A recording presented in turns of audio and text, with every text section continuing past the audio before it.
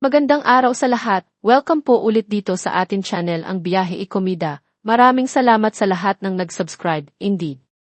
Punta tayo sa atin topic.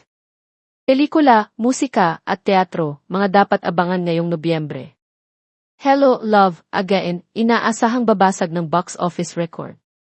7 pelikula ang opening sa local cinemas ngayon Wednesday, November 6, 2024.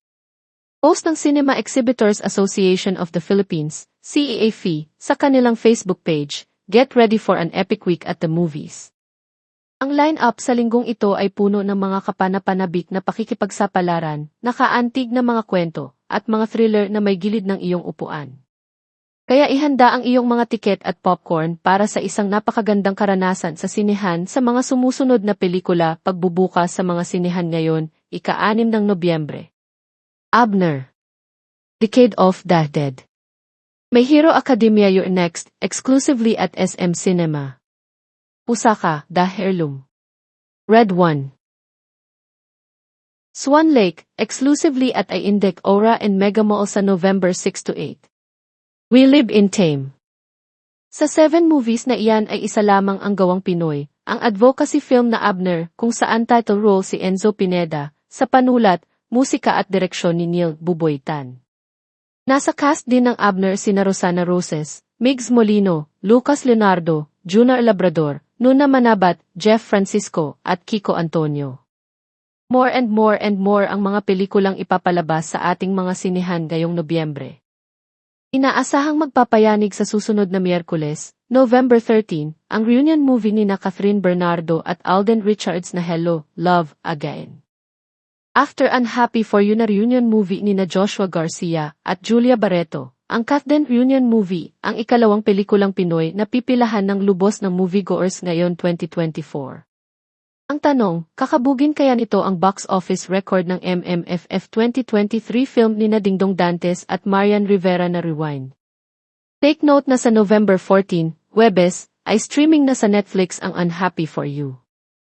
Sa November 13 din ang playdate ng mga pelikulang Anoko o Daar sa Sana, Hayaan Mo Akong Makinig. Nakapwesto naman sa November 20 playdate ang Wick, Conclave, at Kangmak. Nasa November 27 playdate ang Moana 2, Huwag Mo Kong Iwan, at Idol, The April Boy Regino Story. At nasa December 4 playdate ang Gladiator 2, na siya ring target playdate ng VMX movie ni Ian Durano na Celestina, Burlesque Dancer. Sa North America ay bongga ang advance ticket sales ng tentpole movies na Wick, Moana 2, at Gladiator 2. Abangan natin kung tatalbugan ng Moana 2 ang 5-day Thanksgiving weekend record na hawak ng Frozen, 2013. At alam ba ninyo na parehong kasama si Tanya Gomez sa cast ng Huwag Mo Kong Iwan at Idol, The April Boy Regino Story? Sa tingin ninyo, tigilang sinehan kaya ang ilalaan sa dalawang Pinoy movies na iyan na makikipagsalpukan sa Moana 2? Mag-umpisa ang 12th Cinema Film Fest sa November 8, Biyernes, at tatagal ito hanggang November 17, Linggo. Sa November 9, Sabado ng 8:30 p.m. ang premiere screening sa Cinema ng controversial documentary na Lost sa Bungeros sa Gateway Cineplex 16, Cubao, Quezon City. Balita namin ay sold out ang naturang premiere screening na may talkback session na iho-host ni Cara David. Imbitado ba sa premiere screening na ito ang mga kapamilya ng mga nawawalang sa Bungero?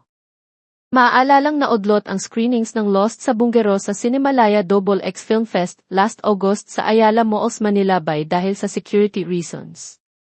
The Gaze ang tema ng 12 Cinema, kung saan tampok ang 77 titles, 55 full-length films at 22 short film, sa 11 bahagi.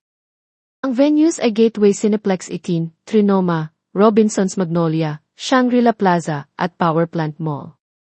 Ang halaga ng tiket ay 300.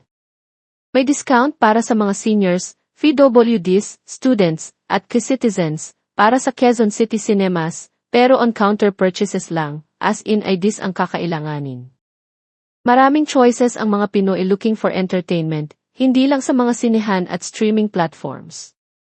Pagkatapos ng andas, meron ng mga Christmas lighting ceremonies this weekend na open to the public. Siyempre, karamihan sa mga ito ay may guest performers. This Friday, November 8, ang reunion dance concert ng Street Boys na sa New Frontier Theater, Cubao, Quezon City. Sold out na ang balcony at lodge tickets, pero meron pang available tickets sa VIP at SVIP sections. Si Ice Higuera ay merong video kits, o FM edition isa pa. Sa Friday night din sa Music Museum, Green Hills, San Juan City. Kaya hindi tuloy iyong balak sanang isurprise ni Ice ang dating Love Team sa Street Boys na si Spencer Reyes. Sa Biyernes ng 7 p.m. ay ilulunsad ni Eli Buendia ang bagong album niyang Method Adaptor sa 123 Block, Mandaluyong City. This weekend ang first week ng Silver Lining Redux musical sa Carlos F. Romulo Auditorium sa RCBC Plaza, Makati City, at ang pagbabalik naman ang Tabing Ilog sa Peta Theater. Siyempre pa, 3 magkakasunod na gabi ang concert ng Bini sa Araneta Coliseum, November 16 to 18, kung saan iba't ibang merch ang mabibili. Tapos sa November 15, 16 at 17, lahat days performances sa Pinoy Playlist Music Festival sa BGC Arts Center sa Taguig City. Nakapaloob ang music fest na ito sa Passion Fest celebration ng buong BGC, at titilad-tilarin pa natin ang exciting na offerings niyan sa mga susunod na araw. At yan ang ating latest showbiz chika update for today. Huwag kalimutan mag-subscribe. Click the notification bell for more showbiz chika updates, like and share the video at pakisuportahan po ang ating Facebook page. Maraming salamat sa lahat ng nag-subscribe, indeed. Magandang buhay sa lahat, paalam.